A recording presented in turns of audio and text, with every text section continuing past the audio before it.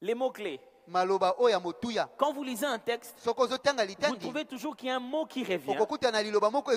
Ou alors un mot qui, si vous ne le comprenez pas, vous n'avez rien compris. Vous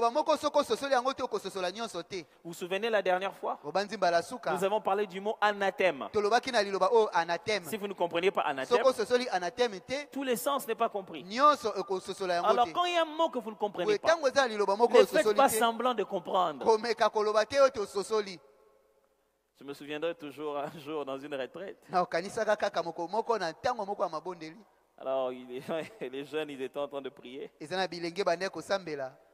puis ils faisaient une méditation. Et ils ont lu le psaume. Et il dit, les fils de la jeunesse sont une bénédiction de l'Éternel. Heureux celui qui a rempli son carquois. Maintenant, on a posé la question. Il faut dire les mêmes mots que moi. Carquois, c'est quoi? Les gens n'arrivaient pas à donner. Tous les jeunes avaient dit carquois. Justement, lui-même qui dirigeait l'exhortation, il dit non.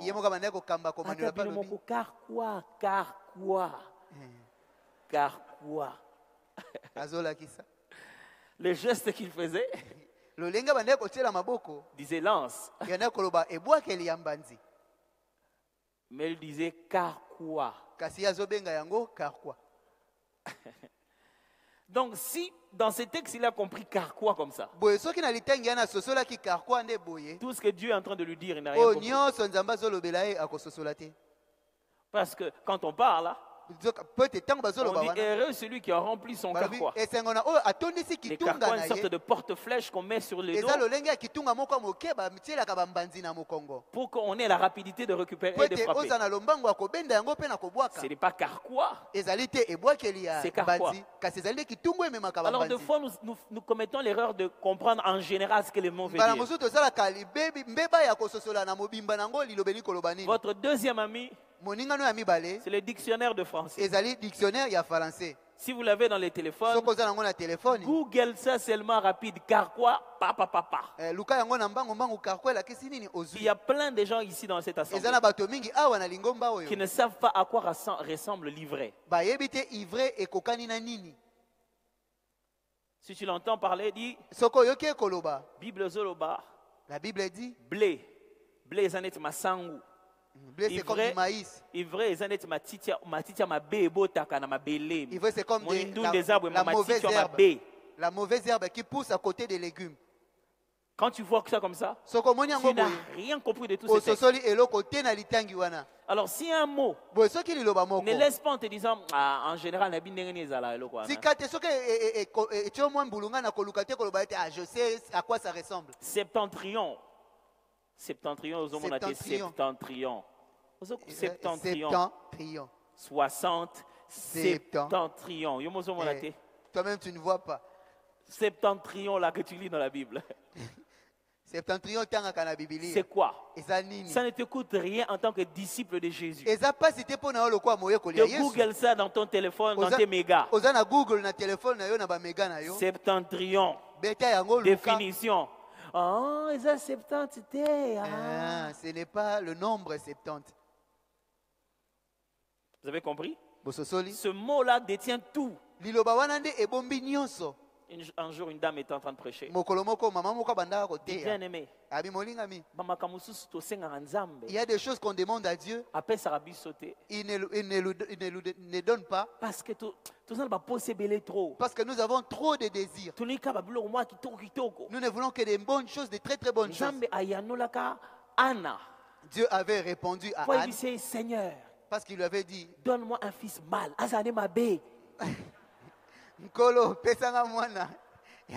Un fils mâle.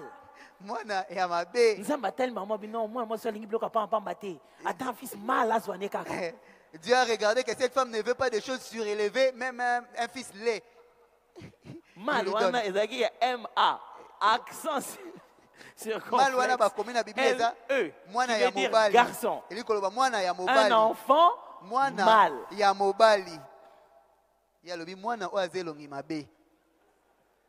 Vous voyez comment c'est perdu?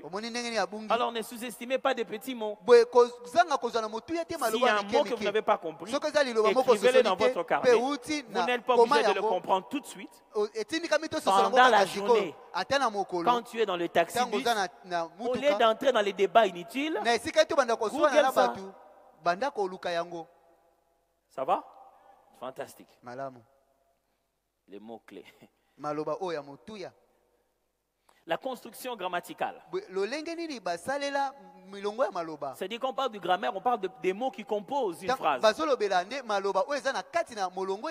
plus facile, sujet, verbe, complément. Mais dans le grammaire, le complément peut changer. Un complément peut être le complément dans l'idée générale. Peut être constitué en un adjectif. Peut-être composé d'un adjectif ou d'un adverbe. Alors là, ça cesse d'être juste des compléments. Ça devient des épithètes ou ça devient des attributs. Alors, si tu avais séché le cours pendant la grammaire, fais des cours supplémentaires. Dieu parle aussi par la grammaire. Ne me dis pas que non. On est dans la Bible en français. La Bible lingala peut-être pesa. Parce que ça ne vient pas du français. Ça vient déjà de la langue d'où ils ont traduit. Et ça ne vient même pas de l'hébreu. Ça vient du fait que c'est écrit. On s'entend là? Donc comprenez, le sujet c'est qui? Et à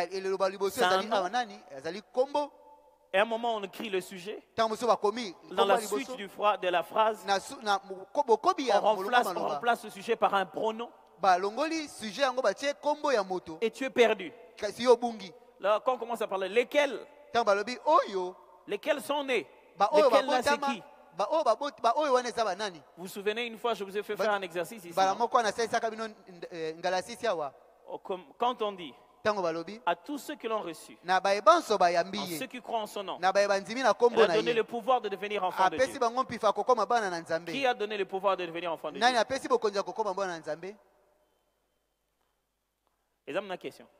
C'est vraiment une question. Répondez. Qui a donné le pouvoir de devenir enfant de Dieu?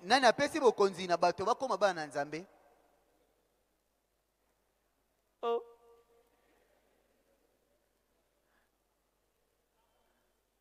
Levez la main pour vous engager individuellement. Ah, les dames ont levé la main, c'est beaucoup. La parole. Vous êtes sûr? Elle a donné le pouvoir de devenir enfant de Dieu. La parole, hein? Vous êtes sûr? Ok. Au commencement était la parole. La parole était avec Dieu. Elle était au commencement avec Dieu. On évolue. En elle était la vie.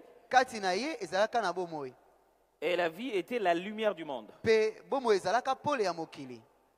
Elle est venue chez les siens. Les siens ne l'ont point reçu. Qu'est-ce qui est venu chez les siens? La parole ou la lumière du monde?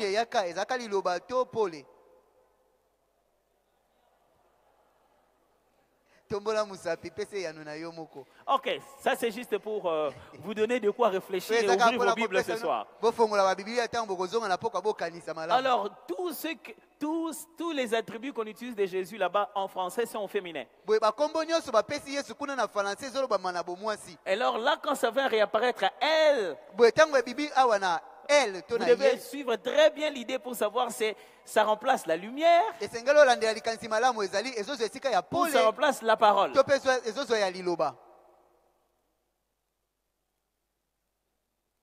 Parce qu'après, dans la suite, après ce moment, on ne parle plus de la parole. On parle que de la lumière. Ok. Ça, c'est votre problème, pas le mien. Alors, un adverbe dit comment le verbe se fait. Je cours. Je cours comment? Vite. Rapidement.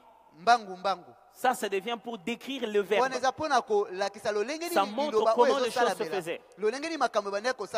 Mais quand on parle d'un adjectif, il décrit le sujet. Il est fort.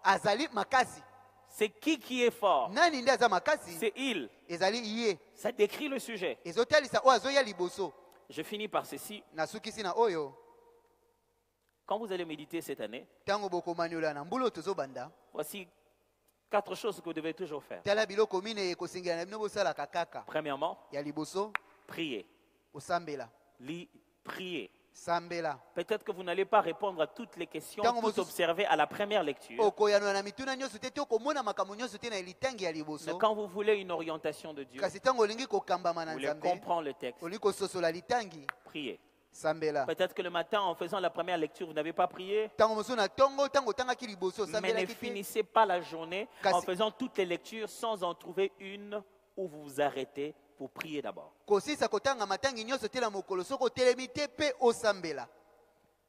Deuxièmement, méditez. Après avoir observé toutes ces choses-là, écrit des mots que vous n'avez pas compris. Que veut dire méditer? Méditer veut littéralement dire ruminer. On ne médite pas quand on lit. On médite après avoir lu. Méditer veut dire ramener à la réflexion les choses qu'on avait déjà lues. Si tu as lu la Bible aujourd'hui, tu ne peux pas encore dire que tu as médité aujourd'hui. Méditer veut dire quand tu te mets maintenant à penser aux choses que tu avais lues, en leur faisant passer par un processus de réflexion. Méditer ne veut pas dire « Ah, lelo natanga ini ». Aujourd'hui, qu'est-ce que j'avais lu? Donc j'ai pensé à ça. Non. Ça veut dire ramener dans un processus de réflexion. De quoi peut être composé ce processus de réflexion? Premièrement, d'une visualisation. Visualiser les scènes qui sont racontées en se mettant comme participant à la scène ou à la place de l'auteur qui a écrit la scène.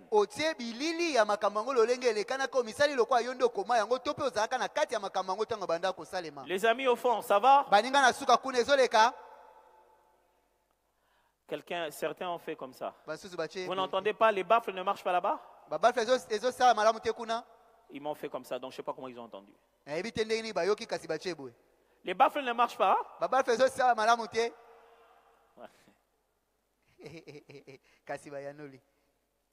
Ok, on va voir comment les baffles peuvent mieux marcher. Arrangez les baffles parce qu'ils entendent quand je leur dis que les baffles ne marchent pas. Les baffles marchent, mais pas assez. Montez un peu le son derrière, s'il vous plaît.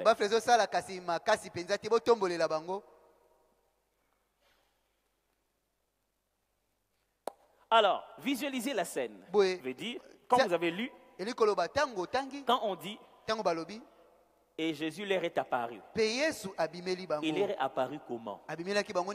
Il a fait quoi? Vous devez être capable d'imaginer ça. Vous devez réussir. Si vous devez monter une pièce de théâtre, tu imagines, bon, c'est dans une pièce. Jésus est là. Il est entré par la porte, non. Parce qu'on a dit il est apparu. C'est-à-dire il n'est pas entré. Il y a un espace que tout le monde savait être vide. Jésus l'a comblé par sa présence. Si vous arrivez à imaginer la scène, là vous avez commencé à méditer et raisonner à la place des acteurs et à la place de l'auteur qui écrit. Mettez-vous à la place de ces différentes personnes. Il dit, il fut effrayé. Il fut effrayé. Non. Quand tu vois quelqu'un marcher sur l'eau, tu seras quoi?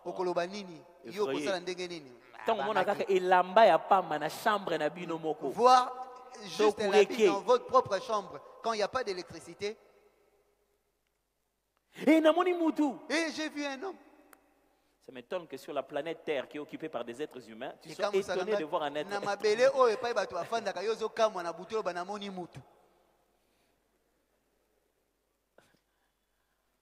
Alors tu dois réussir à imaginer ça. Deuxièmement, tu peux insister et mettre de l'emphase sur un mot dans le texte. C'est-à-dire, par exemple, on prend un mot qui dit, restons dans le texte, à tous ceux qui l'ont reçu, à ceux qui croient en son nom, elle leur a donné le pouvoir de devenir enfants de Dieu. Quand vous méditez, vous pouvez faire cet exercice. Parlez fort sur un des mots. Ou souligner ça sur les textes. Je répète. À tous ceux qui l'ont reçu. En mettant tout en fort, en mettant le mot tout, je suis en train d'insister sur la totalité. Pas à quelques-uns qui l'ont reçu. Il n'y a pas d'exception. Si tu réussis, si tu le reçois, tout le reste est à toi. Je change d'emphase. À tous ceux qui l'ont reçu. Ce n'est pas tous ceux qui l'ont vu. Ce n'est pas juste tous ceux qui l'ont entendu, mais c'est ceux qui l'ont reçu. Je change d'emphase. Elle leur a donné. À tous ceux qui l'ont reçu, la suite dit à tous ceux qui l'ont reçu, à ceux qui croient en son nom. À ceux qui croient en son nom. Pas à n'importe qui. Ceux qui l'ont reçu, ceux qui croient en son nom. Elle leur a donné le pouvoir. Ceux qui croient. Pas non seulement reçu, mais ceux qui croient. Chaque fois que je change d'emphase, je comprends mieux le texte. Vous avez senti ça? Troisième des choses, paraphraser les textes sous étude avec ses propres mots. Essaye de dire ce que tu as lu toi-même. À tous ceux qui l'ont reçu, à ceux qui croient en son nom, elle a donné le pouvoir de devenir enfant de Dieu. Ça veut dire, ok. Ça veut dire, Jésus est venu chez les siens. Et tous ceux qui ont accepté ce qu'il a dit, et qui ont considéré que lui, Jésus, était vraiment le Messie, il leur a donc donné à ceux-là un droit de devenir enfants de Dieu. J'ai dit la même chose avec mes propres mots. Et enfin, s'approprier le texte sous étude. Te mettre toi dedans. Quelle est ta part? Quand on dit à tous ceux qui l'ont reçu, à ceux qui croient en son nom, et toi égale combien? Est-ce que tu es ceux qui l'ont reçu ou tu es ceux qui n'ont pas reçu? Identifie-toi au texte. Là, tu as médité. Troisième des choses que vous devez faire, écrire une application. Dans votre carnet de méditation, vous devez écrire ce que vous allez faire. Qu'est-ce que ces textes-là vous poussent à faire? Après avoir lu. À tous ceux qui l'ont reçu, à ceux qui croient en son nom. J'ai lu toute la méditation de qu'est-ce que Dieu veut que je commence à faire? Tu écris dans ton carnet. Quand tu écris, ça doit être personnel. Alors n'écris pas. Beaucoup de moments de prière dans ma vie peuvent changer beaucoup de choses. C'est impersonnel. Il faut que tu commences par le pronom personnel. En disant je. Deuxième chose, il faut que ce soit positif. Tu ne dois pas écrire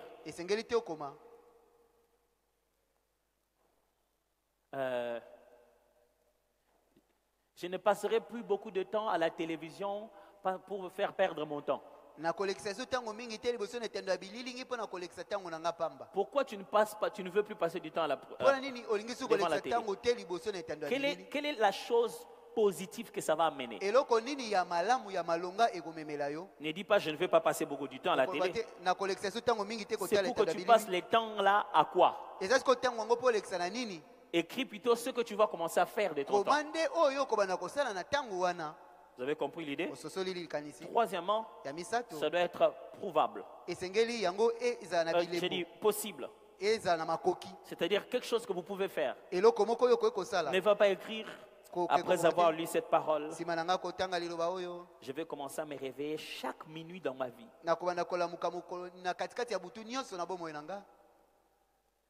Bien sûr. Après avoir lu cette parole, je partagerai tous les jours mes biens avec les pauvres. Et le jour où tu iras quelque part où c'est toi le pauvre.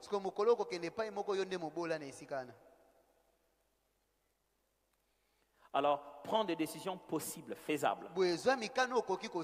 Et prouvables, c'est-à-dire qu'on peut voir que tu as commencé et tu l'as fini. Alors, écris je. Mets un verbe dans la voie active. Au lieu de dire, je vais perdre 10 kilos cette année. Ça, ce n'est pas actif. Je veux dire, je ferai le sport chaque mercredi à 12h pour perdre 10 kilos. Et enfin, dans tout ce que vous avez lu, regardez quel est le verset clé. Un verset qui vous a touché dans tout ce que vous avez médité. Faites un exercice. Si par jour vous n'avez pas de verset clé, prenez au moins un verset pour toute la semaine et mémorisez-le. Frère, celui qui mémorise le verset prépare ses cartouches. Parce que quand la tentation arrive, elle ne te donne pas le temps d'ouvrir la Bible. Alors comment mémoriser? Lire ça, écrire ça, écrire ce petit verset-là. Toi-même à la main, avec un petit carnet, garde ça dans tes poches, ou mets ça dans la voiture, mets ça à un endroit où tu peux voir ça à tout moment. À un moment pendant la journée, tu penses à ça, tu répètes ça. Si tu n'as pas bien répété, tu regardes là où tu l'as écrit. Toute la semaine, écris ça quelque part, garde ça quelque part, et répète ça. Si tu fais ça comme ça, le calendrier a combien de semaines? 52 semaines. Hein? Tu peux avoir 52 versets. Mémorisés. Pas des versets 7, 7, 8, 8, 13, 13, 20, 20. 7, 7, 8, 8.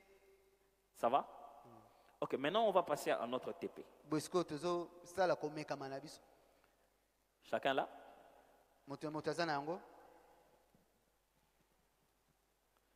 C'est pour que vous essayiez de voir comment ça va se passer. Je vais laisser au pasteur Eric pour nous expliquer ce TP-là.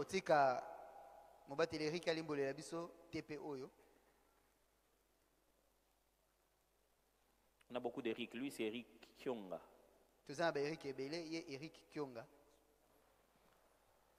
15 minutes.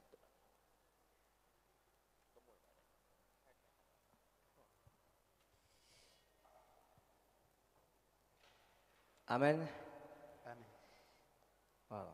J'aurais souhaité ngandina kabula ba papier on était à l'examen oui papa on a bano kabula va faire examen à l'école. Que je sois celui qui distribue ces papiers comme celui qui distribue les feuilles d'examen. Va faire un moi Solomon Bosso. Ça c'est fait examen. C'est la feuille. Alors voici comment ça va se passer. Vous allez d'abord observer le texte. Donc il s'agit de Éphésiens chapitre 2.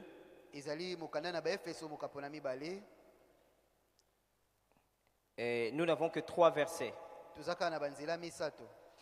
Alors pendant ce temps, dans les groupes où vous avez, je sais qu'il y a des pasteurs qui sont là, je veux dire les pasteurs d'ici. Les pasteurs, est-ce que vous pouvez lever la main pour que je puisse vous repérer où vous êtes? Ah, voilà. Donc les groupes qui qui ont des pasteurs, ils pourront vous aider pour que vous alliez rapidement. Mais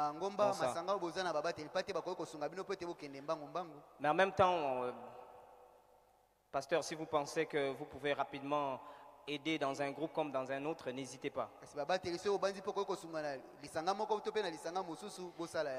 Donc en quelques minutes, voici ce qui va se faire. Vous n'avez pas besoin d'écrire, donc vous allez le retenir facilement. Il est question de lire et d'observer le texte. Vous connaissez certainement les éléments de l'observation. On vient de nous les montrer. Il s'agit de bien regarder la ponctuation. Il s'agit de regarder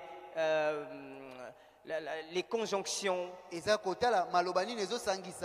Bien observer si vous pensez qu'il y a des mots clés, des mots qui semblent clés pour vous. Parce que et de pouvoir maintenant répertorier à côté quelques questions sur cette observation. Est-ce que ça dit quelque chose à quelqu'un? Est-ce que ça vous dit quelque chose? Juste regardez le texte, lire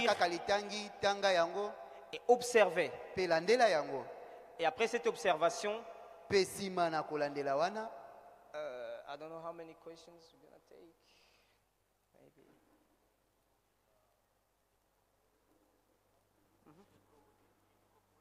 Yeah. Yeah. Okay. Donc, vous pouvez poser autant de questions que vous voulez. Vous pouvez même les écrire. Sentez-vous libre. Écrivez des questions. Les mots que vous pensez être difficiles dans le texte. Des phrases que vous pensez être un peu compliquées. Sentez-vous libre. Donc, observez et relevez les difficultés selon vous. C'est bon maintenant? On peut y aller? Je peux mettre ma montre en marche? Ok. Donc on y va. Je vous dirai quand est-ce qu'on va... Oui. Est-ce qu'on a une petite musique de l'autre côté là-bas? Parce que sinon ça risque de faire... Même quand on appelle, on n'arrive pas à voir le correspondant, il y a quand même une musique qui joue. Donc, en ce moment, le correspondant. Et si vous avez un pasteur dans votre groupe, n'hésitez pas de lui poser quelques questions. Pas qu'il réponde à vos difficultés du texte, mais par rapport à l'observation. Et les pasteurs qui sont là, ils savent déjà.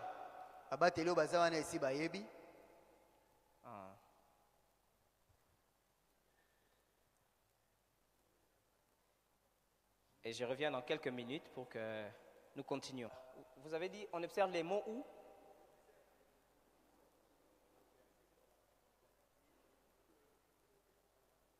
Oui, vous observez la totalité, mais nous avons juste divisé pour vous permettre d'avoir la possibilité d'examiner le premier verset. Vous pouvez poser des questions par rapport à ce verset-là. Mais si vous pensez que vos questions concernent tous les 3 versets, vous les posez aussi. Si vous pouvez observer le texte en général, vous pouvez le faire, mais il n'y a que les 3 versets. Donc, c'est sur base de ce qui est seulement écrit. L'observation se fait sur base de ce qui est écrit. C'est bon? Il y a une autre question quelque part?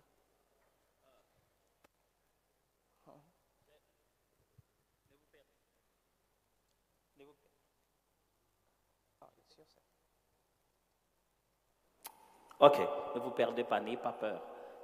C'est comme il est en train de dire, observez. J'ai expliqué l'observation. Observez. Pas moi, les textes. Quand vous observez des mots-clés, des mots difficiles, tout ce que j'ai dit là, vous les trouvez, soulignez-les, mettez-les de côté, mettez-les quelque part. Par exemple là, cette expression, si je ne la connais pas, ça signifie quoi? Mets ça de côté. Tu dis par exemple, j'ai vu qu'il y a plusieurs conjonctions, la même chose revient plusieurs fois, là. Observez tout ce que j'ai écrit là. C'est à vous de voir votre technique. Vous voulez encercler, vous voulez mettre ceci, et là-dedans, écrivez des questions par exemple. Vous trouvez, ah non, je n'ai pas compris telle chose. Phrase ceci, ça signifie quoi? Vous regardez ça comme une question. Un mot difficile, ah, je vis le mot. On ne cherche pas des réponses ici, on cherche des questions. On cherche des problèmes. On ne vous a pas demandé de chercher les solutions qu'il y a dans les textes. À répondre aux difficultés. Non, on vous demande de relever les difficultés. Montrez-les et écrivez-les. C'est clair, hein? Ok, allez-y, observez. N'essayez pas encore d'interpréter quoi que ce soit. Dites pourquoi vous n'avez pas compris. Qu'est-ce que vous n'avez pas compris? C'est ça, en fait. N'essayez pas de comprendre.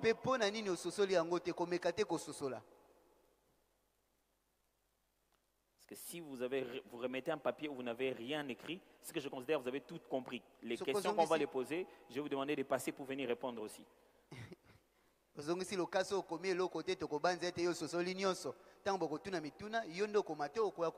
Alors il faut écrire ton nom et ton poste, non? Adresse, numéro de téléphone, WhatsApp.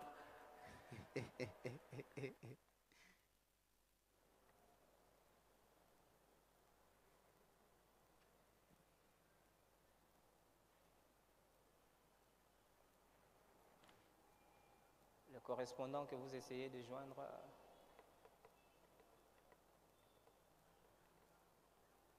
Deux lignes et le troisième verset fait 3 lignes. Donc le texte se trouve sur la feuille même. Vous n'avez pas besoin d'une Bible directement pour lire.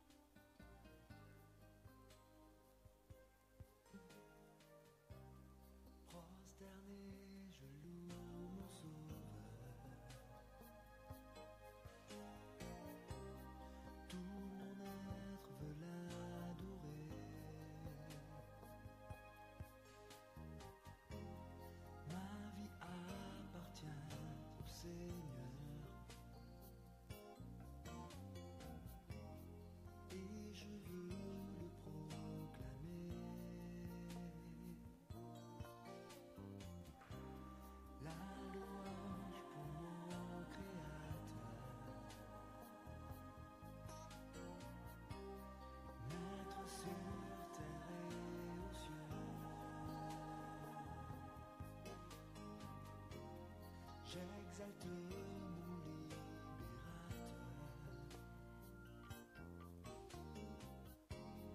Ô tout-puissant, tu es Dieu.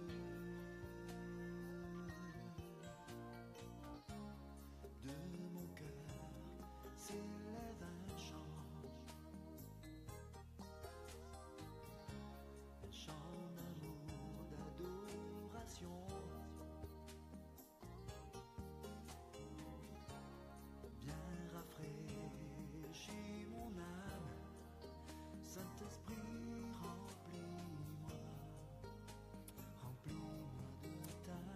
Ok, c'est fait. Alors maintenant, on va faire passer quelque chose d'autre qui fait partie de l'exercice de la foi chrétienne. Ça s'appelle un panier des offrandes. Quand vous l'avez, dès que vous l'avez, ne l'observez pas. Prenez plutôt ce que vous avez prévu pour la maison du Seigneur et mettez dedans. Et donnez au voisin. Alors, mais il y aura un deuxième panier qui se mettra dehors vers les sorties. Écrivez votre nom, votre prénom, votre numéro de téléphone s'il le faut, ou adresse email, pour que nous sachions comment vous faire parvenir des sessions de réponses et le contact avec le ministère d'enseignement. Ok. Donc vous prendrez votre papier, vous le déposerez dans ces paniers-là à la sortie. Pendant qu'on pose des questions, On a un micro-baladeur. On a un micro-baladeur ici, par exemple. Pasteur Eric va m'aider. Quelqu'un veut-il poser ouvertement sa question? Donc, vas-y vers quelqu'un. Sur le texte, la question que tu as écrite, tu veux partager ça.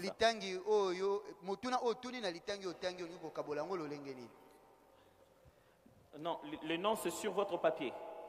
Vous écrivez le nom, tous les détails sur le papier là parce que c'est le papier que vous allez déposer dans le panier.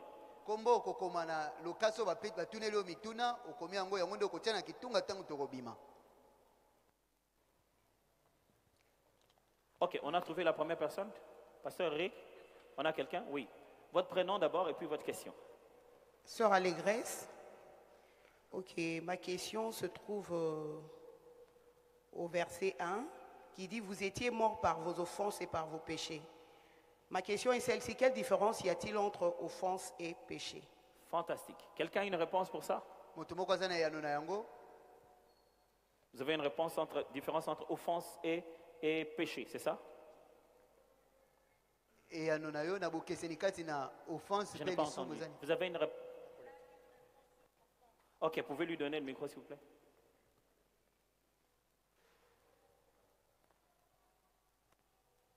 Votre prénom aussi?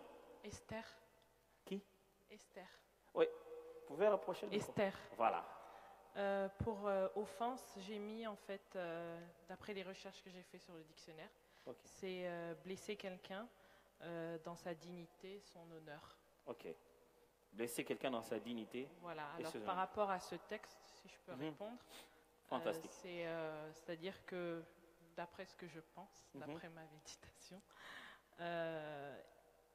c'est quand on blesse Dieu dans nos actes et par rapport à l'honneur que nous lui donnons, et ben quand par rapport à nos actes, et ben qui ne le glorifie pas, c'est ça qui fait que on l'offense en fait. Fantastique. Voilà. Très bonne idée. Merci beaucoup. Ce que j'aimerais que vous puissiez constater ici, c'est que vous aurez lu ce texte il y a quelques jours, vous n'aurez pas attiré l'attention qu'on a utilisé deux mots différents. Vous allez juste prendre ça comme vous étiez mort parce que vous faisiez des mauvaises choses. Offense et péché, les deux là c'est la même chose, c'est pas grave. En gros oui, mais pourquoi il a utilisé les deux différemment? Ça c'est la définition du dictionnaire. Mais il y a toute une définition biblique de l'idée de l'offense et de l'idée du péché. Quelqu'un, sa question qu'il veut poser, on va au milieu. On va vers le milieu là-bas maintenant.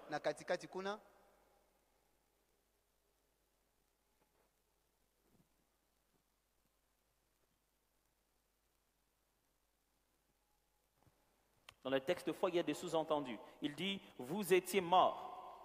C'est-à-dire qu'il sous-entend qu'ils sont. Ils sont vivants. Okay. Merci pour la parole. Il y a plusieurs questions, je vais essayer de les poser rapidement. Une seule. Une seule seulement. Ok. Une question, mais en 3 sous-questions. C'est dans le même verset, donc c'est lié. Pourquoi on fait la distinction entre prince de la puissance de l'air, et puis à un moment on parle de l'esprit, et définissez aussi, s'il vous plaît, le fils de la rébellion. Comment on peut comprendre ces 3 termes? Merci beaucoup. Ce n'est pas la première fois que vous lisez ces textes. Mais pourquoi du coup ça devient intéressant? Parce qu'au début, vous savez que le prince de l'air, c'est le diable. L'esprit qui agit maintenant, c'est toujours lui.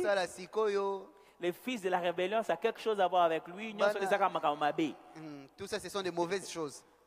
Vous n'aurez pas bien compris. Voici une autre question que j'ajoute. Puisqu'on pose que des questions, je ne donne pas de réponses. Si un prince de la puissance de l'air, est-ce qu'il y a un roi?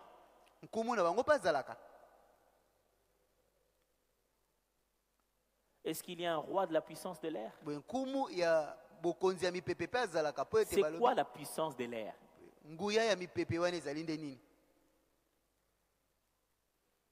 S'il n'y a pas de roi, pourquoi on appelle toujours prince? Pourquoi le diable, on l'appelle jamais roi? On l'appelle prince des ténèbres, prince de la puissance de l'air. Est-ce que c'est parce que Dieu est roi qu'on appelle le diable prince?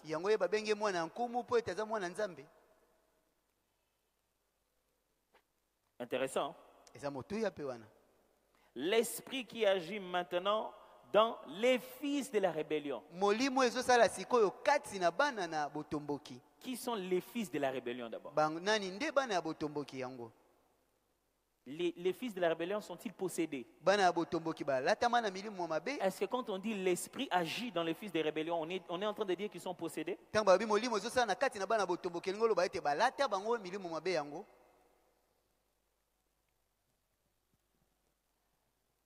Est-ce que si vous sortez ici, vous pouvez voir des fils de la rébellion? Et les filles ne sont pas là. Pourquoi on ne dit pas aussi les filles de la rébellion? Dans la rébellion, il n'y a pas de filles.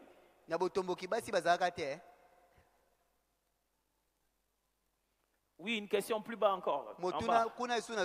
On descend encore.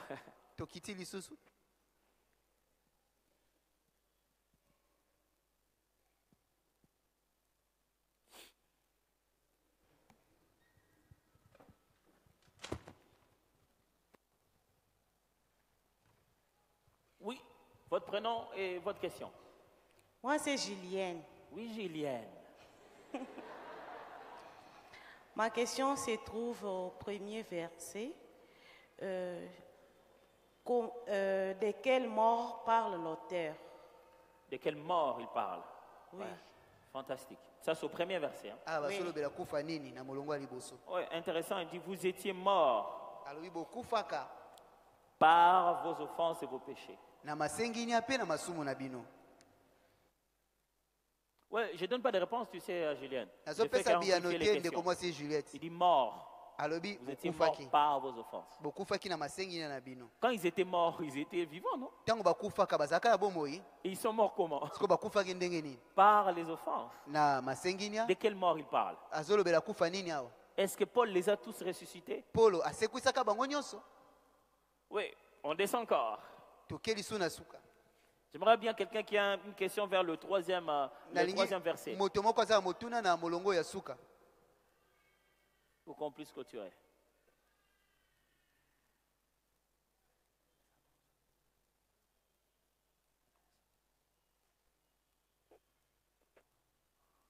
Oui. On n'a pas trouvé?